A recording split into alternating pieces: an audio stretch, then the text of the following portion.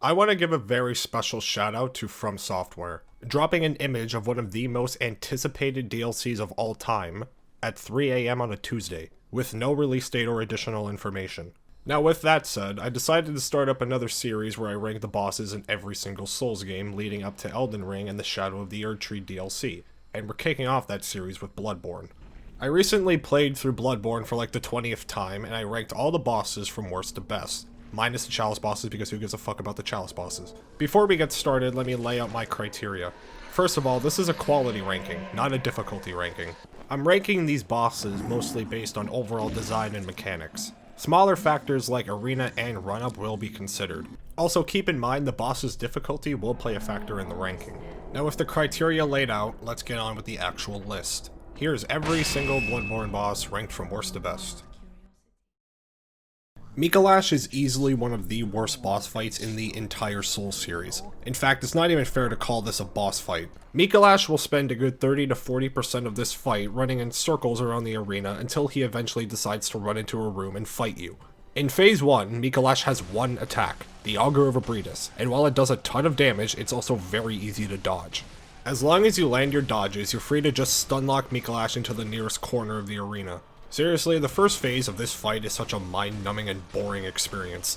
When he hits 50%, he eventually disappears and you have to begin the chase all over again. This time when you fight him, he gains two new attacks, his fists and a Call Beyond, which can easily be avoided by standing in close. This is a game where you're fighting huge monsters, dangerous hunters, and literal gods, and then you have Micolash, an NPC boss that is designed to run away from you, and even when you do fight him, he has the most pathetic move pool of any boss in the game. This is not only the worst boss in Bloodborne, this is one of the worst bosses I've ever had the displeasure of playing. Especially in the Souls games, I've always had a distaste for NPC bosses, and Micolash is easily the worst out of all of them. In fact, it's not even that close. The Celestial Emissaries are basically the Deacons of the Deep from Dark Souls 3. Just like the Deacons, you spend most of the fight running through the add-ons trying to kill the actual boss just for it to quote-unquote buff in Phase 2. In Phase 2, the actual boss grows in size, which does nothing but give it a set of very non-threatening attacks as well as making it a bigger target for you. The problem with this fight, of course, is the difficulty. It's another mindless gank fight that you can end in 2 minutes without breaking a sweat.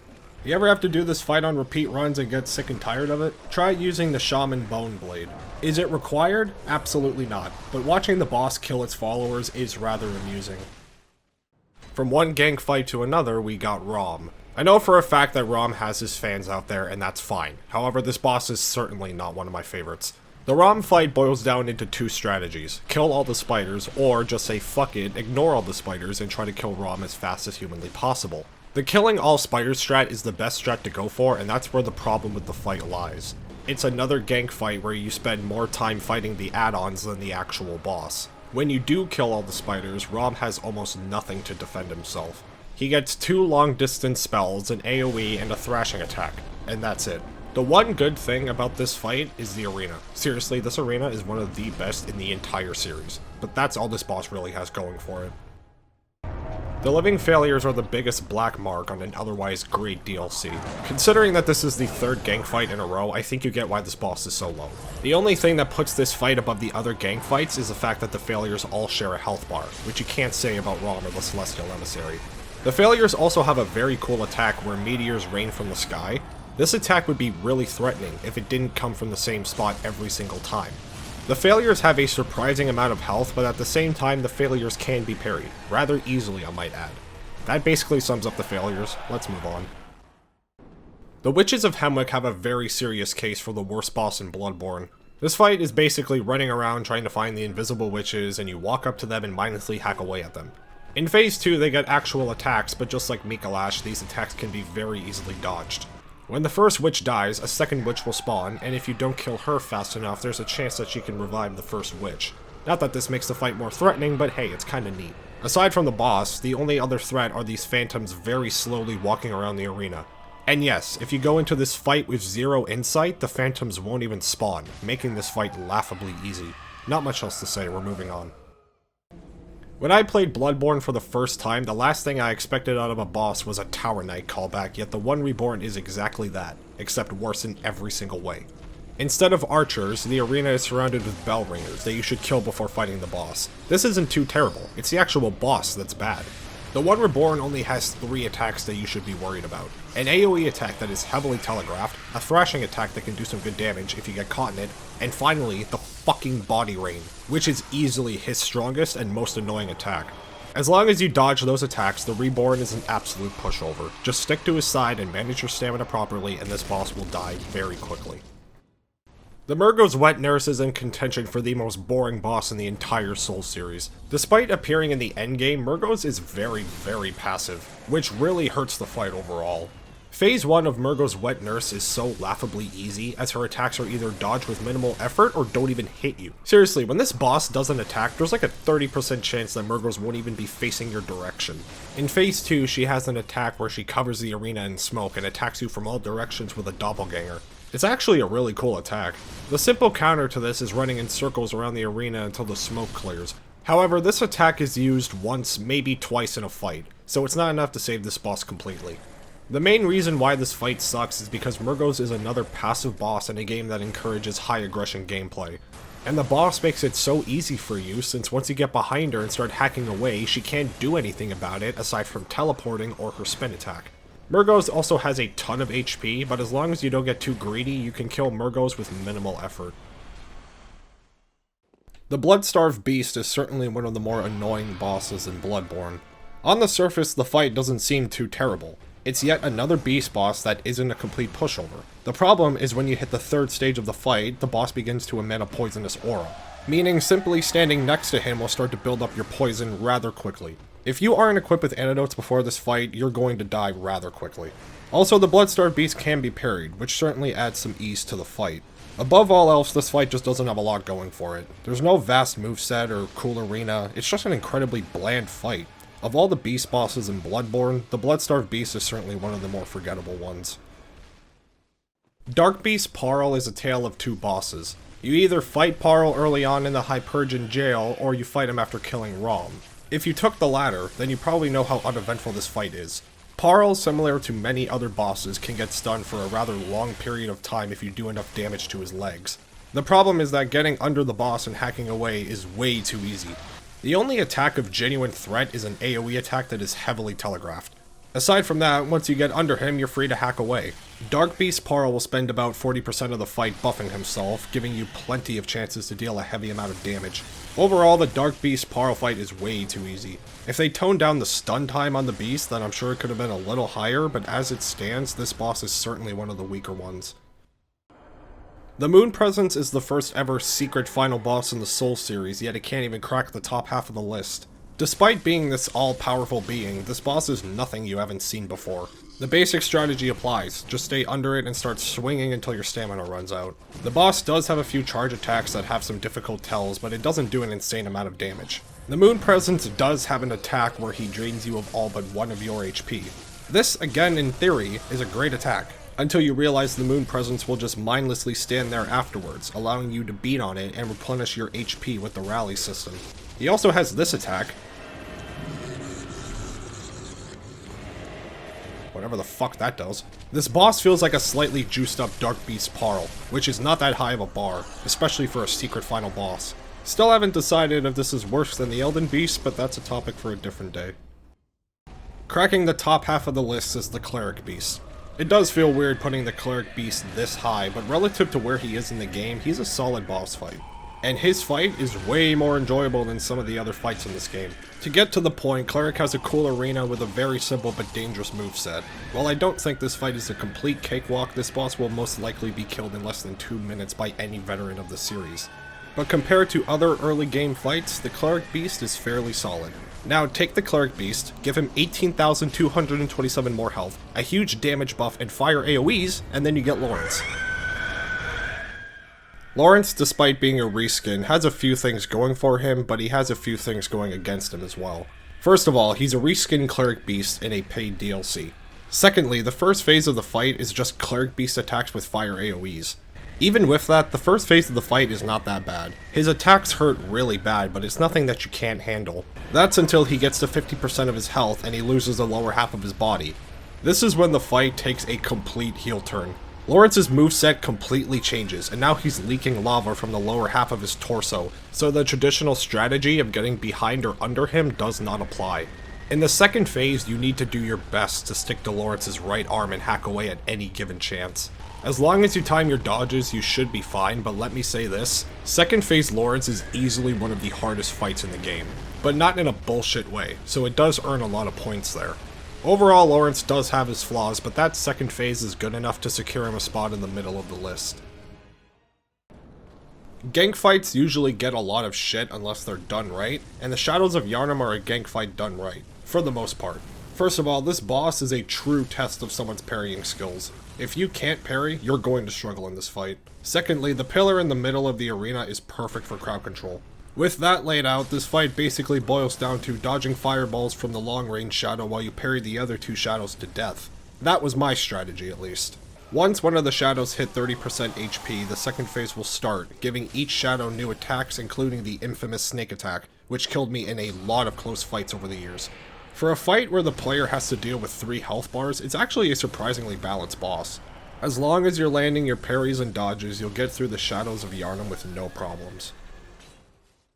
Sitting at the end of possibly the worst area of the game is the Amygdala. This fight boils down to 2 strategies. Attack the arms for solid damage, or square up with him and go for the head for maximum damage. The best part about this fight for me is the moveset. He's got everything from lasers, poison, jumping attacks, sweeping attacks, and a crazy phase 2 transition where he rips off his arms in a last-ditch attempt to kill you. It's actually one of the better second phases in my opinion. There are a few things holding back this fight. The arena is very bland, and despite the cool moveset, it isn't exactly a super difficult fight. Another issue is that the boss will sometimes get too carried away with poison and laser attacks, so if you get bad RNG, a good portion of this fight will be spent dodging lasers and poison over and over again, waiting for the attacks that you could properly counter. But aside from that, the Amygdala is certainly one of the better bosses in the game.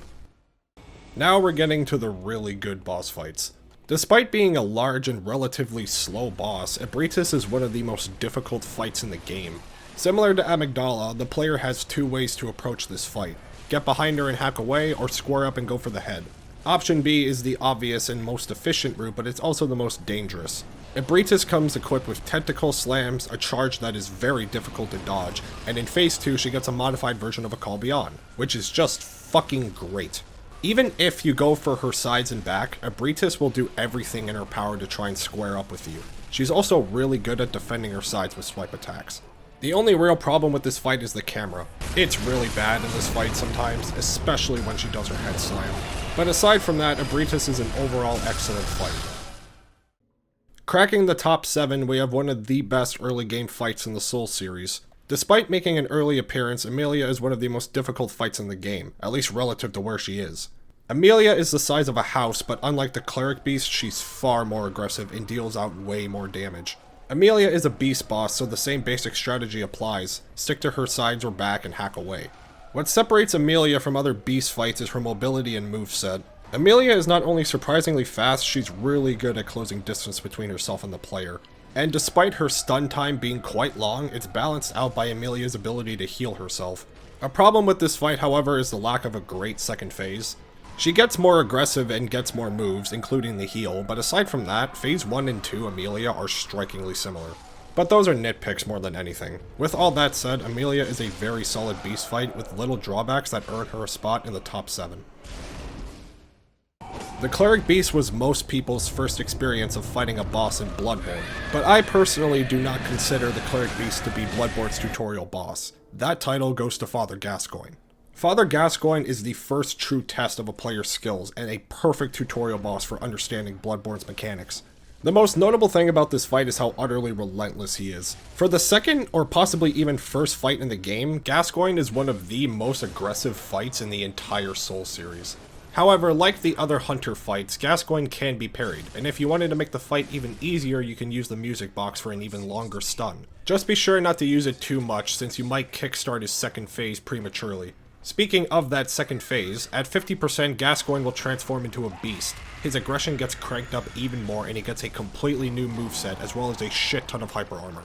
But his second phase also comes with new weaknesses, specifically a serrated weapon and Molotov cocktails. That's probably my favorite part about this fight. Gascoigne in one health bar is able to teach the basics of both hunter and beast combat as well as how to adapt accordingly. And I will say this, if Margaret didn't exist, then Father Gascoigne would be the head and shoulders best tutorial fight in the Soul series. We've now hit the top 5 and we're kicking it off with another hunter fight. Lady Maria is not only aggressive, but she might be the fastest boss in the game. Her combos come out insanely fast, and being a DLC boss, her attacks hit pretty hard. Once she hits about 60%, she stabs herself and adds blood attacks to her arsenal, and in phase 3 she decides to add fire to the mix as well. Not only does this give her attacks an insane amount of reach, the damage is also tuned up by quite a lot. All you have to do is get caught in even one of her combos and odds are you're dead. The arena is cool, the music is great, and Maria is certainly one of the more interesting characters in the game. Now let me say this, I enjoy this fight. Lady Maria is certainly a fun and entertaining boss, but what holds Maria back from a higher ranking is that she is way too easy. This is due to mainly two things, the lack of hyper armor and how easily she can be parried. Mercilessly beating Maria into the nearest corner of the arena is not something I should be doing to a DLC boss. Maybe I've just gotten the parry timing down over the years, but even on my first playthrough, Maria was not the challenge I anticipated. Again, I think this fight is great, and she's certainly top 5, however, I think 5 is as high as she goes. She's just a little too easy in my opinion. Easily one of the most badass fights in the entire Soul series is Martyr Logarius. The first thing that this fight does right is the arena. Fighting Logarius on top of a frozen castle is cool as shit, and the fight itself is among the best in the game. Logarius, unlike most bosses, uses spells instead of super aggressive melee combat, but that doesn't mean he isn't hard. His spells hit pretty hard, and some of them have very difficult tells. The real fight starts when he hits 50%.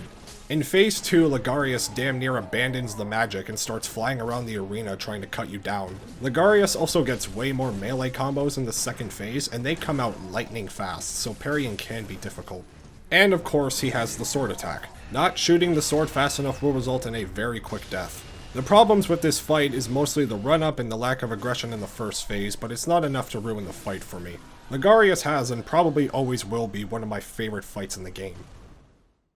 The final boss in Bloodborne is easily one of the best fights in the game, as well as the entire Soul series. Gehrman's fight is obviously very similar to Maria's, however what separates Gehrman from Maria is the difficulty. Gehrman's attacks are very difficult to read, and while he may not be as fast as Maria, he's still incredibly quick. Once Gehrman hits about 70%, he gets a damage buff, and at 50% he summons the power from the moon itself. In the third phase, Gehrman can easily kill you with just one combo. That isn't even mentioning the whirlwind attack, which does an insane amount of damage, and in case you didn't know, Gehrman can parry you. So yeah, that's fun. The key to this fight is landing the parries and finding open windows, and similar to Maria, you can use a fast weapon to take advantage of the lack of hyper armor. But due to Gehrman's arena being way bigger than Maria's, you can't stunlock him to death in the nearest corner. All of that pretty much sums up this boss. Gehrman hits all the notes that an endgame fight should hit. The arena is great, the music is great, and the challenge is certainly there. All of that is what lands Gehrman so high on the list. We finally hit the top 2, and the runner-up for best boss is arguably the hardest boss in the entire series. Orphan of Kos is without question the most aggressive boss in the entire game. He has a ton of combos with various follow-ups and timing change-ups, and he is completely and utterly relentless. Orphan gives you almost no room to breathe. Even if you try to play the range game, he has a jump attack and a range attack. There's really no easy way to take down the Orphan because his arsenal is so versatile. Even if you're good at parrying, Orphan has the smallest parry windows in the entire game. The first phase of this fight is insane, but as long as you land your dodges, it's certainly manageable. That's until he hits half health and enters phase 2. And it is without question one of the most cracked second phases in the entire Soul series. Orphan gets a completely new moveset, and he somehow gets even more aggressive. Orphan's new moves include various jump attacks, slam attacks, and even the ability to summon lightning. Let's not sugarcoat it, what makes this fight so good is the sheer difficulty. Of all the bosses in Bloodborne, none of them come close to being as hard as the Orphan of Kos. On top of that, the boss has one of the deepest move pools of any boss in the game. There's not much else to say, really. Even after almost a decade, Orphan is still among the hardest and best bosses in Bloodborne. Over the years, my opinion on the best boss in Bloodborne has not changed. At number 1, we have Ludwig The Accursed. Ludwig is a horse monster the size of a house, and yet he's more aggressive than most of the bosses in the game. His moveset is insanely deep, and he does an insane amount of damage.